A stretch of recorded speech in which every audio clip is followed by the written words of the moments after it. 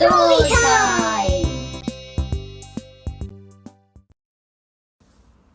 The Problem with Poppy, written by Emma Sanford, illustrated by Olena, Osadcha.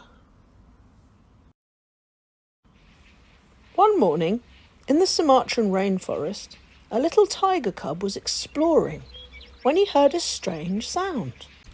"What's that?" he pondered. It was a munching and crunching sound, and it was coming from an old tree trunk that lay nearby.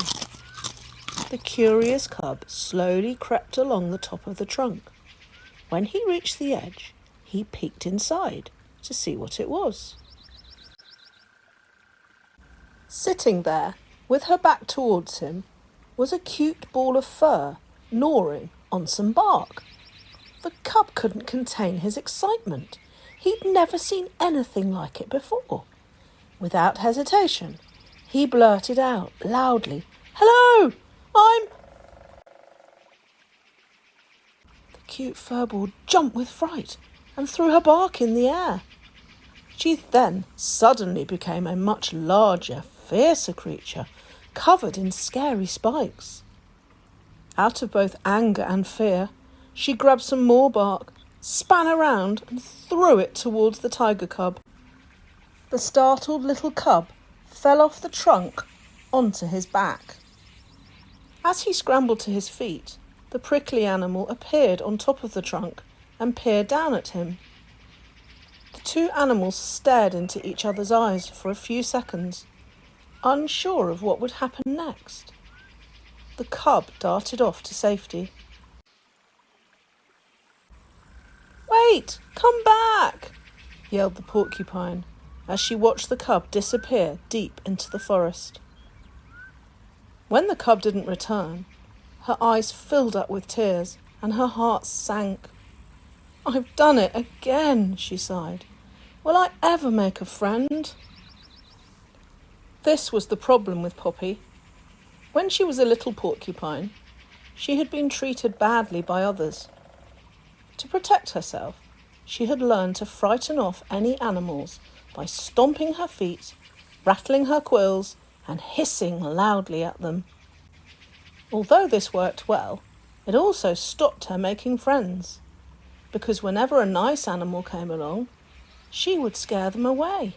It was all she knew. Over time, this had made Poppy sad. She picked up her bark to eat it again, but she realised she wasn't hungry anymore. Determined to make a friend at long last, she decided she needed to find the little cub and put things right. She peered around trees, she peeked through plants, she snooped under mounds of leaves. She swam through swamps, she hiked up hills, and she crossed bridges, but the friendly tiger was nowhere to be seen.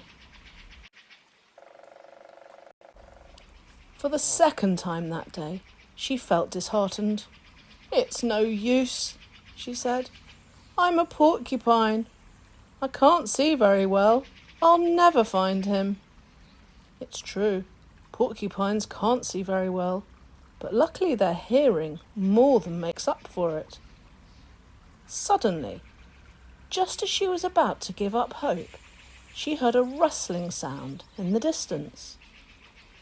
She followed the sound, and there was the cub, hiding in a den made of leaves. Poppy crept cautiously towards him. She didn't want him to run off again.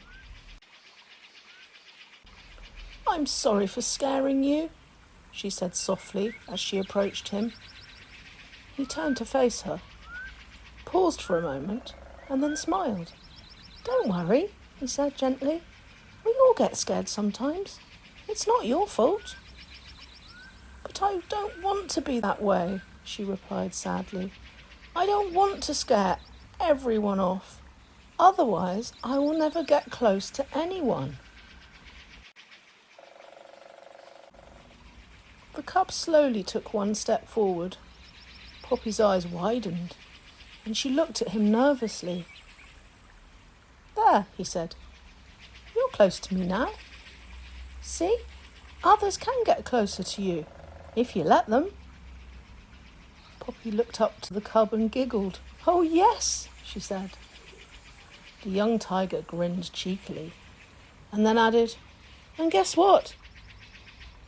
Even I do it sometimes." "Do what?" she asked. "When I'm frightened, I do this. Roar!"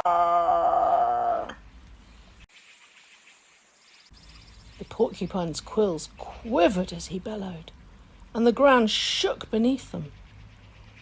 "Wow," she said when he came to a stop. "That was amazing." The tiger chuckled with pride and said, "They don't call me Rory for nothing." Suddenly, they heard the sound of an engine. Before they could escape, a large figure appeared in front of Rory and captured him. Scared that she would be taken too, Poppy ran away as fast as she could. Poppy kept running until her little legs couldn't run any more, and she hid at the side of a road in a big bush. At that moment, the sky thundered and flashed, and rain started to fall, as did the tears down Poppy's chubby cheeks. What will happen to him? She thought to herself. Suddenly she heard the sound of the engine approaching again. This time, rather than her quills pricking up, her little ears did instead. "Rory!" she yelped with excitement. She dashed and hid behind a rock at the roadside. Her little mind raced as she tried to think of a way to save her friend. There wasn't much time, as the engine was getting louder and louder. With seconds to spare, Poppy realised what she had to do.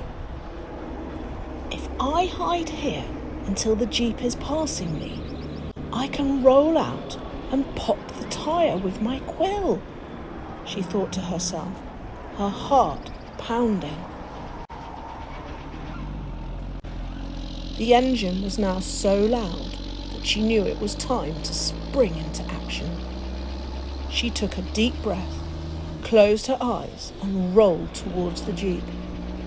Her prickly quills pierced the back tyre and made an almighty pop.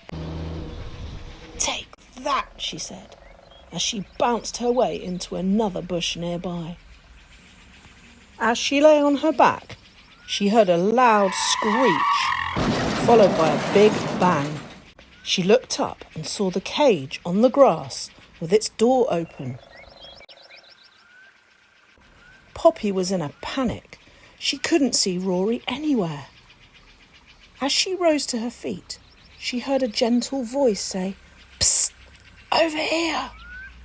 Poppy turned around, and there he was, waiting for her behind a tree. Relieved that Rory was safe, Poppy ran to him and gave him a big hug.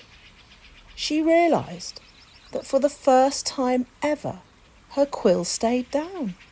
She smiled and hugged him even tighter. "That was a close one," Rory said. "Let's get out of here, quick!" As they set off deep into the forest, with the warm glow of the sun setting, Rory turned to the brave porcupine and said, "Thank you for saving me. What made you think to pop the tyre?" The proud porcupine smirked at the cub and said, "They don't call me Poppy for nothing." The end. We really hope you enjoyed this story. Come back another day for another amazing Breakfast Boost Challenge story. Bye. Story time!